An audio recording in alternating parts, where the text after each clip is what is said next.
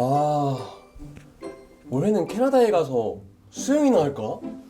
아니면 저기 우유를 마시러 알프스에나 갔다 올까? 아, 뭐 할지 고민이 되네. 지금 뭐 하고 계세요? 아니, 지금 이번 겨울에 뭐 할지 계획을 짜고 있었어요. 이야, 계획이 다 있군요.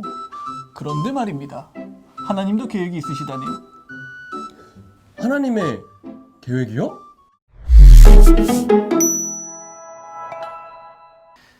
안녕하세요, 여러분. 10분 완성교리의 이신우 전도사예요. 오늘은 여러분들과 하나님에 대하여 알아보려고 해요. 그런데 잠깐, 그 전에 지난주에 공부했던 내용을 복습해보면 좋겠어요. 첫 시간의 내용을 잘 들은 친구들은 맞출 수 있을 거예요. 인간이 하나님에 대해 스스로 알아낼 수 있을까요? 없을까요? 5초 드릴게요. OX로 답해주세요. 맞아요. 정답은 X예요. 하나님께서 우리에게 계시해 주셔야 우리가 하나님에 대하여 알 수 있다고 했죠?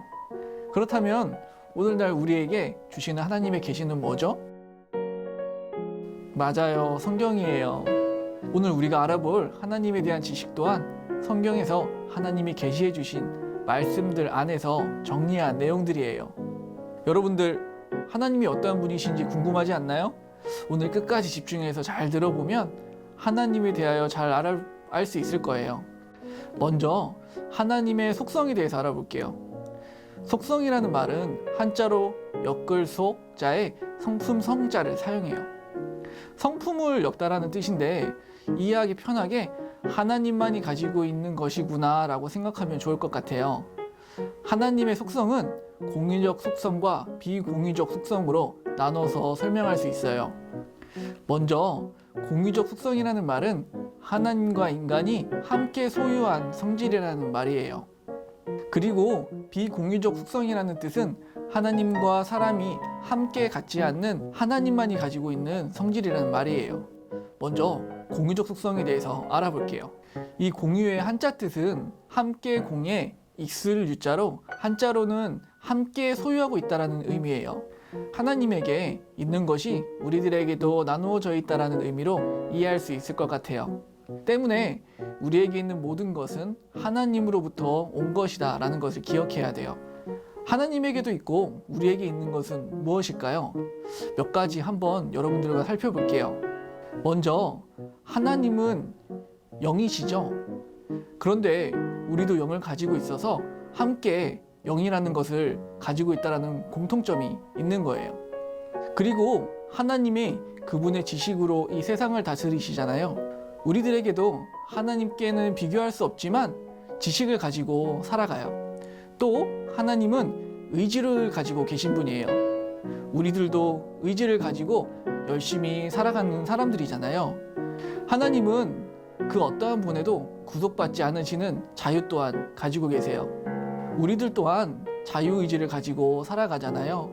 다른 여러 가지들이 많이 있지만 이렇듯 하나님께서 그분의 형상을 담도록 창조하셨기 때문에 하나님에게 있고 사람에게는 있는 것이 많이 있어요. 그 다음으로 알아볼 것은 비공유적 속성이에요. 이번에는 하나님만이 가지고 있는 속성은 무엇인지 함께 알아볼게요. 비공유적 속성의 뜻은요, 아닐 비자에 함께 공, 있을 유자를 써서 비공유라고 해요. 이 뜻은 함께 소유하고 있지 않다라는 말을 의미해요. 다시 말해서 함께 공유하고 있지 않다라는 뜻이에요.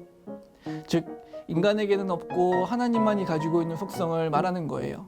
그래서 오직 하나님만이 가지고 있는 속성을 4가지로 분류해 볼 수 있어요. 첫째로 자존성이에요. 이 말은 하나님이 스스로 존재하는 속성을 가지고 계신다는 말이에요. 스스로 자자, 있을 존, 성품 성자를 써요. 이 성품 성자는 사물이나 사람이 고유하게 가지고 있는 속성을 말해요. 하나님이 스스로 존재한다는 것은 매우 중요해요. 이것을 가리켜서 자존성이라고 해요. 우리들은 부모님이 결혼함으로써 이 세상에 존재할 수 있어요. 그러나 하나님은 스스로가 자신을 존재할 수 있게 하시는 거예요. 하나님은 하나님을 낳을 부모님이 계시지 않아요. 오직 하나님만이 스스로 존재하실 수 있다는 거예요.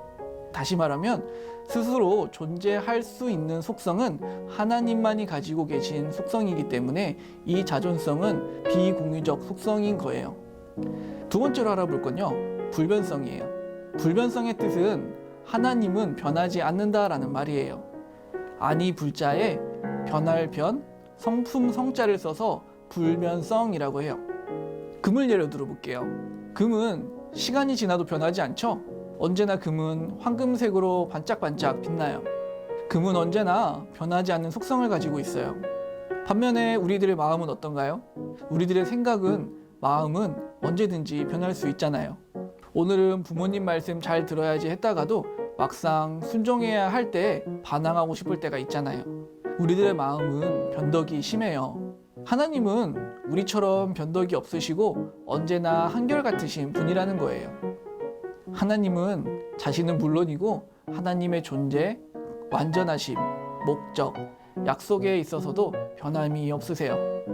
우리가 성경을 통해서 하나님의 약속을 믿을 수 있는 이유는 바로 하나님은 변하지 않는 속성을 가지고 계시기 때문이에요.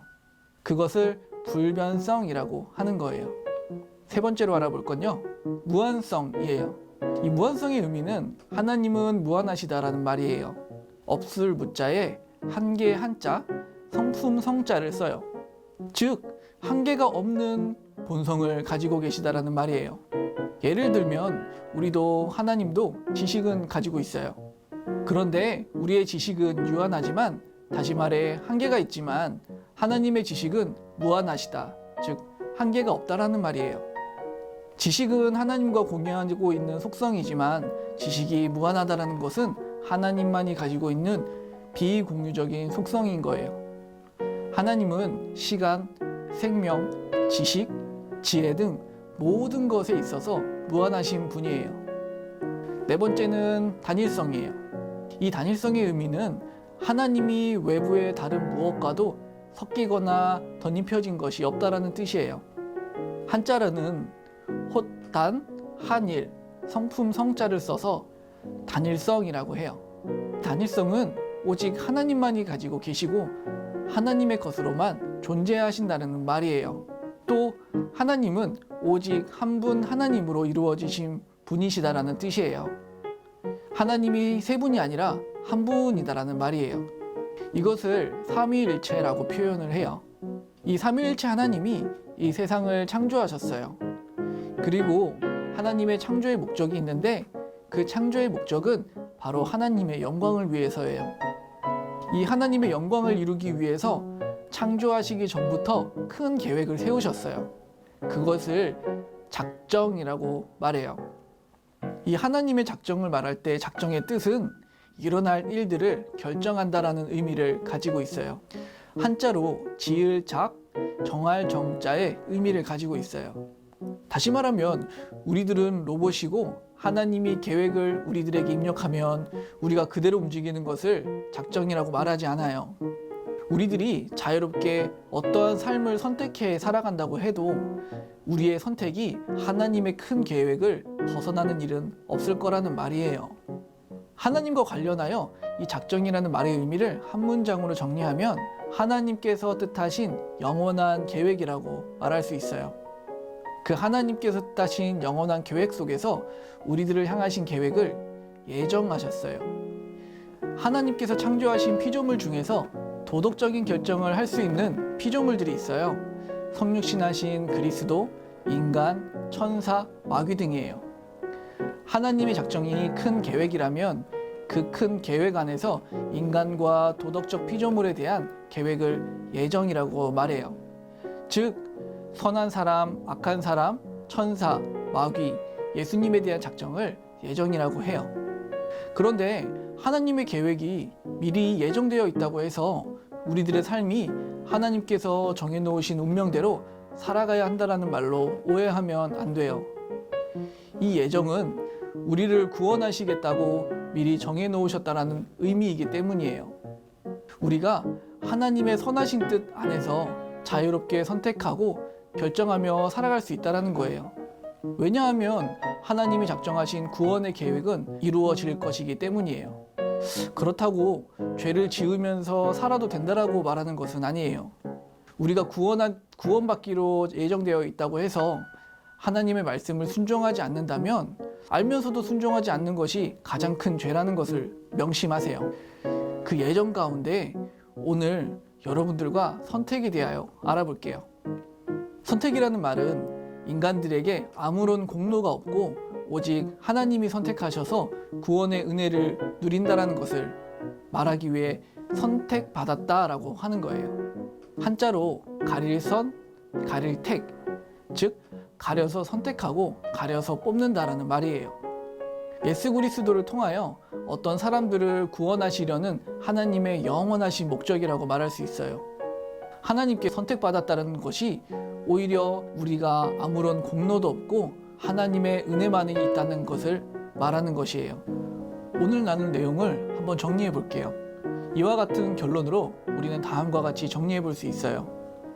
하나님의 공유적 속성에는 영, 지식, 의지, 자유 등이 있어요. 두 번째로 하나님의 비공유적 속성에는 자존성, 불변성, 무한성, 단일성이 있어요. 세 번째로 하나님의 창조의 목적은 하나님의 영광을 위해서예요. 네 번째로 하나님의 작정은 하나님께서 뜻하신 영원한 계획이에요. 다섯 번째로 하나님의 예정은 우리를 구원하시기로 미리 정해 놓으셨다라는 거예요. 여섯 번째로 하나님의 선택은 우리의 공로가 없이 오직 하나님의 선택하심으로 우리들이 구원받을 수 있음을 말해요. 다음 시간에는 인간에 대해서 알아보려고 해요. 그때까지 오늘 배운 내용을 잘 정리해서 기억할 수 있도록 해봐요. 그럼 다음 시간에 다시 만나요. 안녕.